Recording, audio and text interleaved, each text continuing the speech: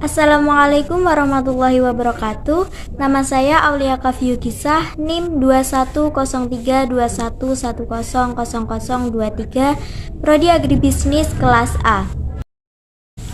Pada video ini membahas tentang sifat biologi tanah yang meliputi bahan organik, mikrofauna, makrofauna, dan biologi tanah.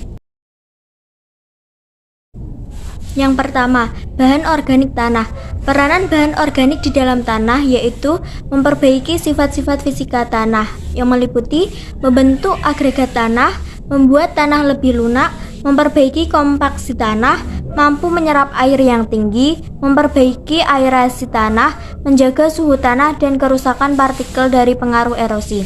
Memperbaiki sifat-sifat kimia tanah meliputi sebagai sumber unsur hara atau nutrisi, menetralkan keasaman dan kebasaan tanah, meningkatkan KTK tanah, meningkatkan ketersediaan hara, memperbaiki biologi tanah meliputi sebagai sumber energi bagi jasad hidup tanah, meningkatkan jumlah dan aktivitas mikroorganisme, menjaga kesehatan tanah, menambah kandungan humus tanah sebagai bahan remediasi tanah, sebagai bahan ameliorasi tanah, dan meningkatkan aktivitas beberapa reaksi enzimatik.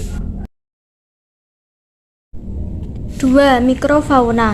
Ada bakteri tanah. Bakteri tanah terdapat dua divisi utama, yaitu indigenus atau autochthonous dan pendatang atau allocthonous.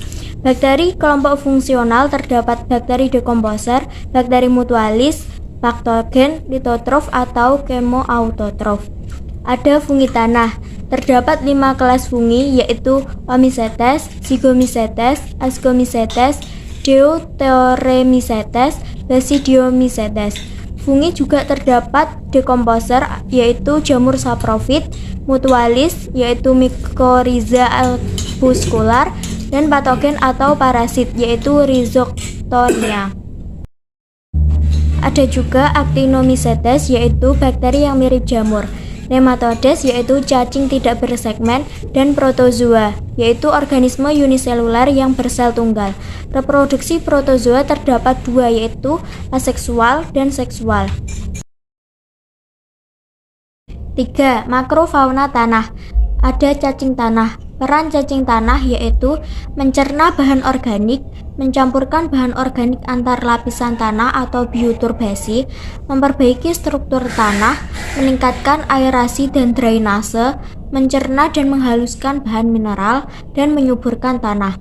Rayap. Peran rayap yaitu ketersediaan hara, kontribusi pada pertukaran O, CO, N, S, P, Ca, Mg, K, dan Na. Sebagai dekomposer selulosa kayu, sebagai penyedia makanan bagi organisme lain, dan berperan dalam siklus N. Semut dan kumbang berperan dalam mentranslokasikan dan pencerna bahan organik.